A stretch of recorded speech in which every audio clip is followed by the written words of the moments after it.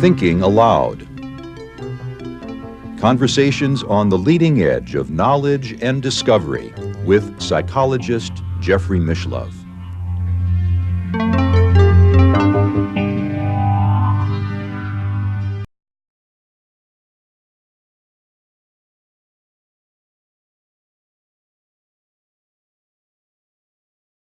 Are governments really capable of managing programs involving parapsychology? Good question. Some elements are. I mean, there are some absolutely brilliant people in the intelligence community, and those people are good managers. The problem is their bosses aren't so good. Yeah. And what their metrics, let me tell one brief story in overview. After the government program closed down, Joe McMoneagle and I spent about a decade trying to get something restarted again. And long story short, we had a client in the Pacific who was willing to move forward, and the person said, hey, can you give me political cover in the Pentagon? I said, well, I don't know. So I went and contacted a person, a friend of mine, and I got dragged around the Pentagon, and an Undersecretary of Defense said, yes, we'll go forward, no problem. I get back to my office. About 6 weeks later, I get a call from the government, from the Pentagon Controller Office, the guy with the money, right? And he said, well, we're ready to move forward with this $200,000 program. Isn't this cool? We will fax you the statement of work, what we'd like you to do for that money. Okay. I said, excuse me, I don't have a classified fax. And he said, not to worry, it's unclassified. I made probably the biggest single mistake in my entire career. What I should have done was to contact the person that got me into the Pentagon. I did not. I called this major person in the Pacific saying, hey, wait a minute, I don't want this to be unclassified. That person withdrew the request, and all heck broke loose. They had promised me $10,000 plus expenses to go to the Pacific people and write this proposal, which with Joe and I did.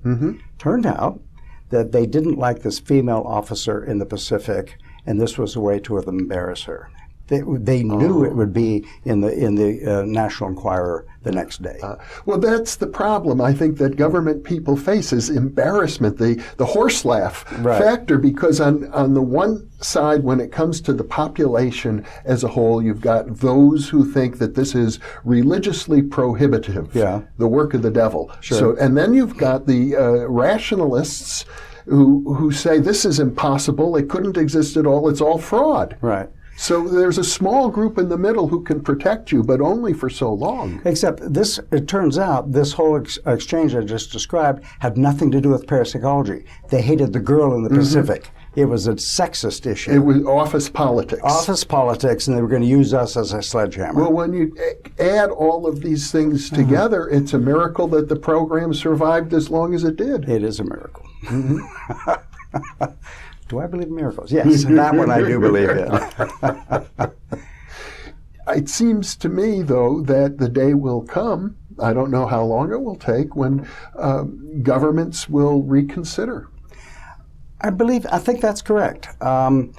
I think if the parapsychology community are successful, this is going to sound strange, we'll put ourselves out of business. Because why should I be doing brain studies? I'm a physicist. I hardly know what a brain is. I'm the wrong guy to be doing that. People at neuroscience laboratories all over in universities are the right people to do that. So if we manage to get this the science of it mainstreamed, our job is done, and we should pat ourselves on the back. That's your goal.